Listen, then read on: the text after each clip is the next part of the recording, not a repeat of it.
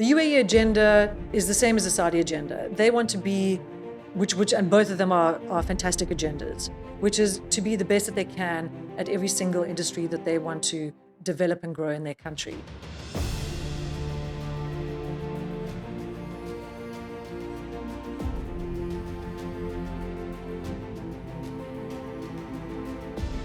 So my guest today is Karen Coetzee. She is the principal producer at Central Films, which is a powerhouse in the UAE.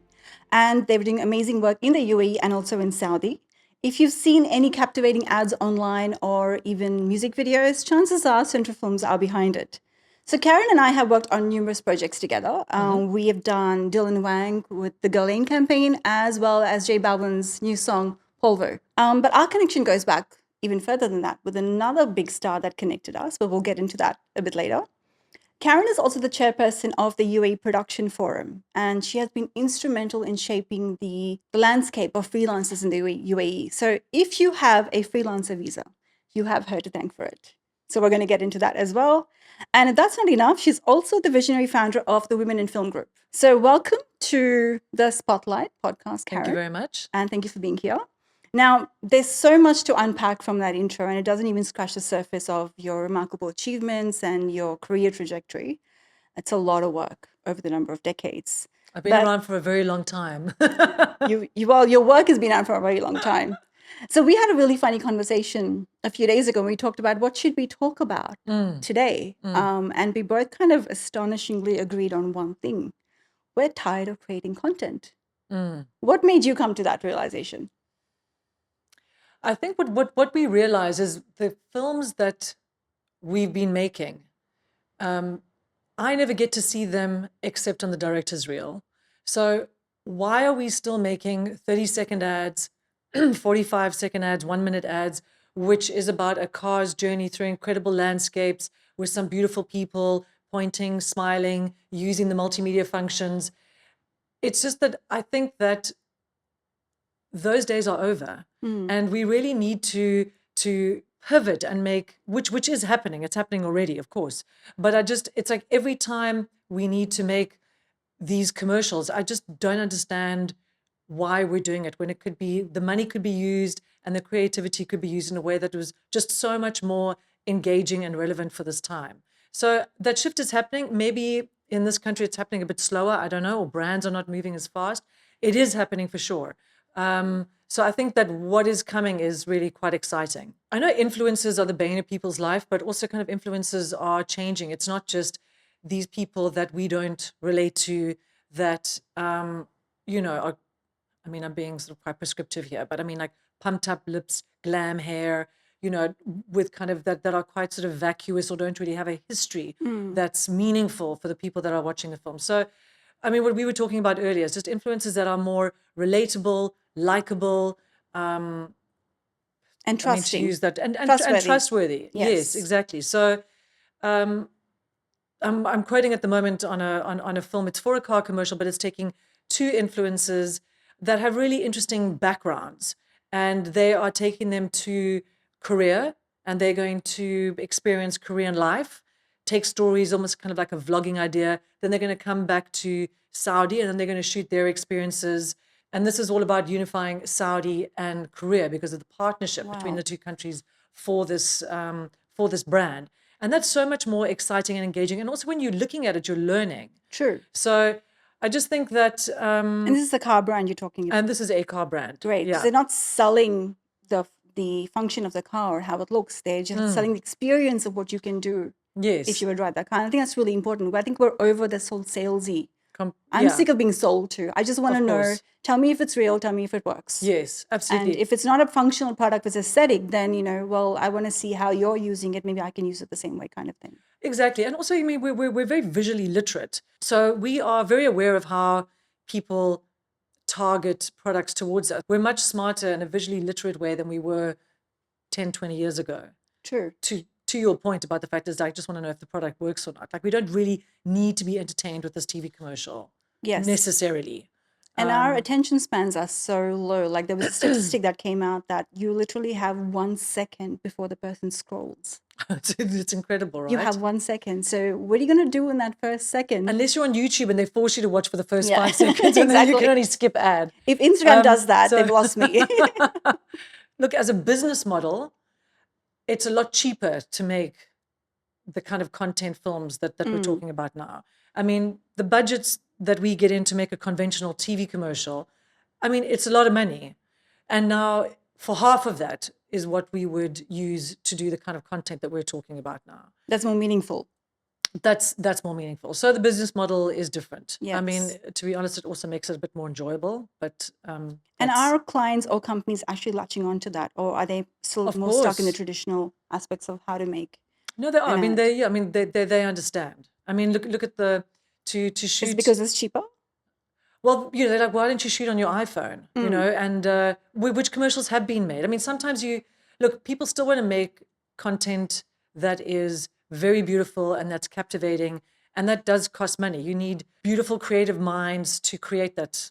Well, when you do a Coca-Cola commercial, I mean, obviously you've got to shoot the Coca-Cola. It's got to be for the camera to pick it up. It's got to be a specific tone or color so that the light can permeate it. When you take the cap off, it's got to fizz in a certain way. That, of course, is not Coca-Cola in that bottle, because then that image, I mean, that is also kind of the joys and the creativity of making films. That's right.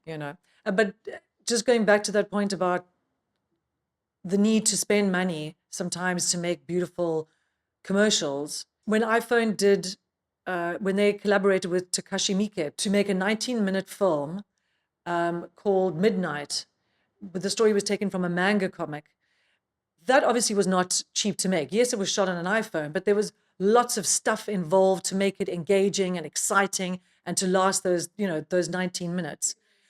So just making that is not like having an influencer walking around Tokyo talking about how amazing the food is, for example.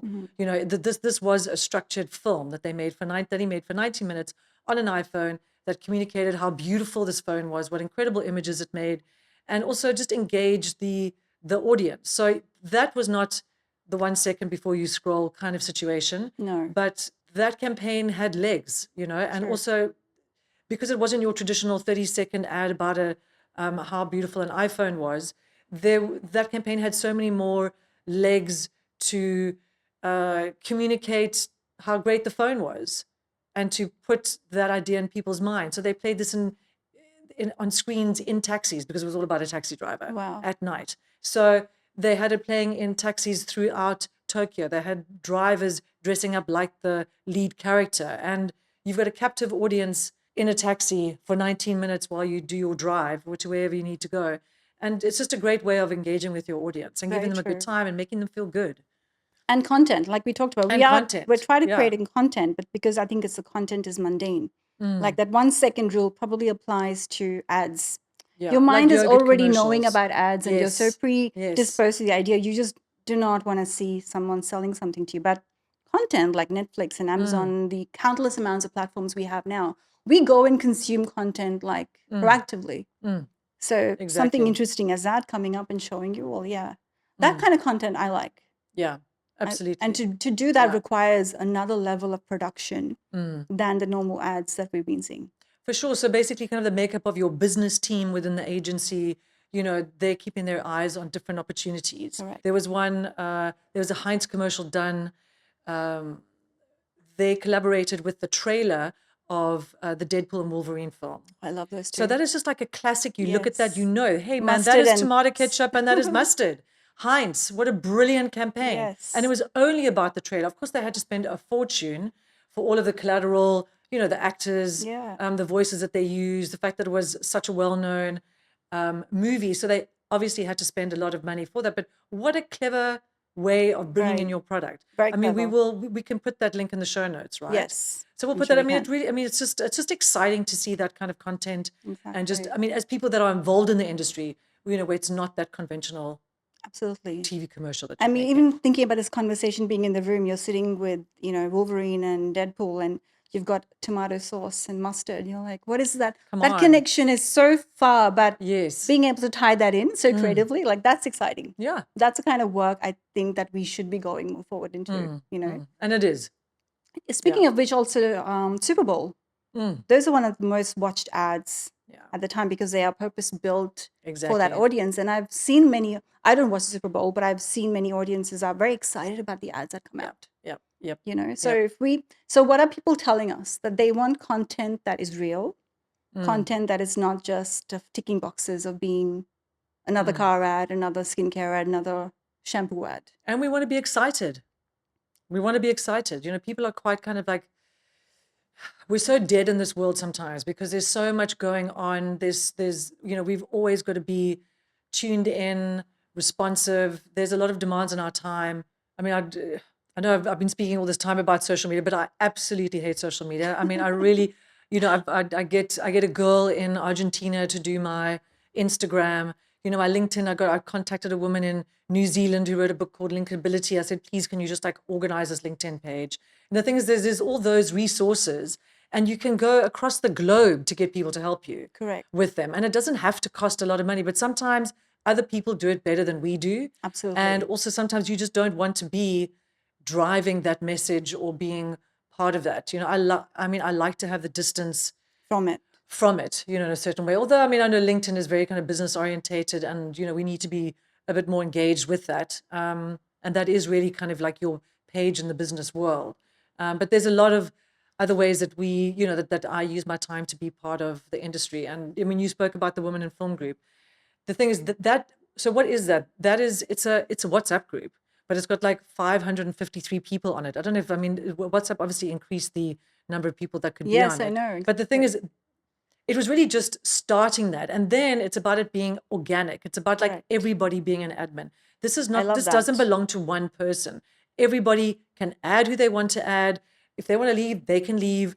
And it's very much, it's an organic process. And having started the UAE Production Forum, which is predominantly production companies, the Women in Film group is on fire. I mean, it is absolutely nonstop. Women are helping women all the time, are free with their information, open to giving advice, connecting them with people. And there's a certain kind of anonymity about that, right? Which is also quite nice. And it doesn't mean that we always have to get in the room together. And so your involvement has always been in production, but was your career path very clear to you? Did you know this is what you wanted to do? So I studied business management, and we had to do an internship. So I joined an ad agency in at that point it was called the DTP department, and then I moved from that just by chance into the TV department, and that was where I started, and I loved it and I thrived of it. It's such an incredible, amazing industry to be in. So I just went from ad agency, and then I felt that starting from the TV department of an ad agency, obviously there was a lot I missed about how these films are actually made on the ground. So then I transitioned to working for a production company, and from TV commercials I moved on to TV shows. So we did something called Soul City, which was a health-oriented film, which in South Africa is really important, and the messaging was really important to help communities. And then from there I moved to London, and I had this big dream to kind of get into the music industry. And I wanted to be a director that was directing kind of big stage shows like for U2. Wow. And that was my dream, and that was kind of my goal from when I went to the U. I never knew this. To the UK, I know. And then, but then obviously, as you know what it's like in the film industry, you just got to hustle. You got to get those jobs. You got to pay the rent. Correct. You got to move around and just always keep your eye on the next opportunities. And so events came up as an opportunity for me when I was in London. So I was doing events, and then met Ian, my partner at Central Films, and we were shooting a lot of commercials for the Middle East market at that point. And we saw that the industry was just starting out in the UAE. So we moved here in 2005. Wow. We were still flying in crew. We were still flying in gear. So that was really kind of the very early stages of the UAE film industry, which is kind of where Saudi is at the moment as well. Yes. So I very much kind of see the environment that we moved into 20 years ago is very much kind of where Saudi is at the moment. So it's super genesis of the interesting to see. industry. Yeah, it's really interesting to see that happening. Yes. The yin and the yang. And you do a lot of work in Saudi. I know you've worked with Neom as well. You've been there. What was that like? So I really love to shoot in Saudi. The locations are incredible. I'm also having been in the UAE and shooting here for 20 years. It's quite nice to have another country that is so interesting and so open, only a very short air flight Yes. away. I can still be in the UAE and do what I need to do, but I can open up this new market, which is Absolutely. Saudi Arabia. So we shot Lucid, which is an electric vehicle, and we shot in Al Ula. We had incredible support from RCU. We shot in Neom, also incredible support from Neom. And we shot beautiful city landscapes in King Abdullah Financial District in Riyadh. Wow. So I think what's interesting is that because Saudi is so big and it's subdivided, so you've got the Saudi Film Commission, but you also have the film commissions that are in Al Ula, that are about Al Ula. Okay. And you've also got Neom, which is its own kind of business phenomena. Like state and federal. Almost, yes, Okay. exactly. And the RCU is its own kind of film commission. So they Yes. offer a rebate. Film commission offers a rebate. Neom doesn't have something official, but they do give rebate and a lot of support to encourage you to come and shoot there. But either way, I mean, just the locations are incredible. Amazing. And I think the other thing that is really interesting, and for me, which makes a big difference and which is a big step forward for Saudi compared to the UAE, is that they've got people who understand the film industry and who have been in the film industry for a long time. So they bring great expertise and great understanding. So the people that are running and developing Al Ula and Neom, They know what they're doing. they know what they're doing. And when you come in as a film producer, they give you the support that you need and they talk your language. And that's what's so important. It's very interesting for someone like me who has deep knowledge of the region and also a deep love for the Middle East. Yes. It's been a fantastic home. It's done great stuff for our business. And, we've met incredible people. So I want to take that knowledge that I have and I'd love to use that in Saudi and help build their industry. And what capacity would you do that there? As Would you a be like film production- industry consultant. Okay. So I think that, yes, you obviously want to bring kind of the big names, the big movies, and there's all those kind of agents and people and big producers that are in the feature film business that bring those talked about projects to Saudi, which is very important, in terms of profiling your Yes. country. But also what you want to do, and this is where I think, which is where I come in, is you want to get the processes right. You want to make filming and doing business in Saudi in the film industry as easy as possible. And seamless. And as seamless, film friendly.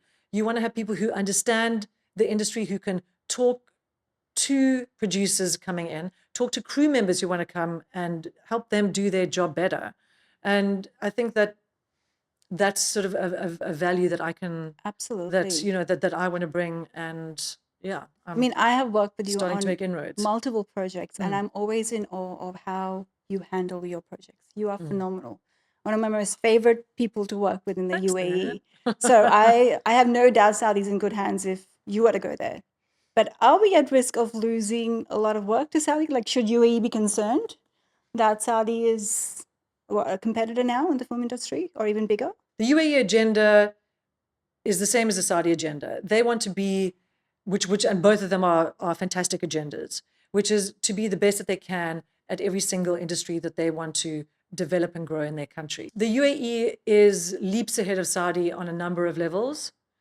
Being able to shoot here, permitting, the level of crew, the amount of gear that's available, how we understand how to get a permit here and what are the pitfalls of shooting here. We don't really understand that yet in Saudi. Okay, still new. It is traveling at warp speed for sure, and they are engaging with smart minds to assist them and to consult with them and to give them guidance about how to become the best that they can be. So, yeah.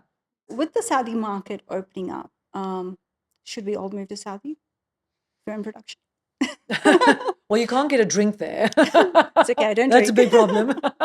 No, but No, I think, look, it's the other thing about Saudi at the moment is it's very expensive. It's very expensive to shoot in Saudi. It's That expensive was my to next run a question. business Yes, in okay. Saudi, so Are they that still has to be finding their fixed. feet, or is that just how it's going to be? Like, is that because they're trying to figure out? No, of course. I mean, they want to be as competitive as possible. They want people to move in, but Mm. I mean, they are very, very rich. People want some of that money, so they want to bring their headquarters there. And Saudi is also being very smart. If you want to do business with us, and you want, we need you to have your headquarters there, and not Wow. just some kind of small office with a sign. We want your people here working, developing Saudi talent. You Right. know, giving something back to the country, which They I want you totally committed. get. Of Yes. course, Otherwise, you could just come do the job and leave. I mean, over here, 100%. for example, in the UAE, you need to work with a local production house to do Yes. anything. Is that the same case over there in If you Saudi? want to get a permit, you have to have a Saudi company. That's the thing. Okay. Interesting. And also, I think it would be, you need to have people who understand what it takes to shoot in Saudi in order to ensure that you can have a successful production. How, in your opinion, do UAE government policies and incentives impact the UAE film industry? They impact massively. Um, the Abu Dhabi has a 30% rebate, which we've actually availed on a project that we worked Yes. together on. So Abu Dhabi is one of the few, the Abu Dhabi Film Commission is one of the few commissions that give that rebate to TV commercials, which is great because that's the bread and butter of this industry. Dubai does not give any incentives, and I think Okay. it's a major problem. If they want to encourage people to come and shoot here, they have to get an incentive policy happening. Absolutely. They think they work more on a kind of a soft incentive policy, so waiving location fees, giving good deals on flights, but it honestly needs to be much more than that. The reason why people shoot their movies in Abu Dhabi is because of the rebate. They're not coming to Dubai to shoot that. True. So, Does I Dubai mean, it's just think pretty we're clear. Dubai, so So, we don't need to offer anything? Is that the mindset? well, it doesn't work, does it? No, it doesn't work. I mean, Dune is shot in Liwa. I mean, Liwa is obviously one of the biggest, most beautiful deserts on the planet. Yes. But there's a lot that could be shot, a lot of Bollywood movies that are shot in Abu Dhabi Yeah, that it's could be true. shot in Dubai, Very true. but those incentives are not there. Speaking of those kinds of items, I mean, there's so much that Saudi has to do. You've made amazing leeway here with the UAE Production Forum. You talked about it being a community for producers, but the Freelancer Visa happened because of you. Can Well, you tell us about that? when we started the UAE Production Forum, it was really important that the crew were able to have an affordable visa that would enable them to have the freedom to work, unobstructed. And what was happening before? What was So the only before option? that, you would go and get aunties, your aunt who has a florist shop, you would get on her visa. Okay. That would be the cheapest way of doing it. I mean, otherwise, you had to kind of really duck and dive and find someone who would give you a visa, but then, maybe it was associated with a company that then folded, and then what would you do? Wow. So it was an insecure, environment. So what we did was we went and we spoke to TCOM, and we said, look, there has to be a visa for the industry. You represent the industry. This is Dubai Media City. There's nothing there that's affordable. So we did a really comprehensive survey to over 300 freelancers. And with that information, we were able to present, a broad, but yes, Case also study, a I very guess. specific case study about, what the industry was like and what freelancers were facing.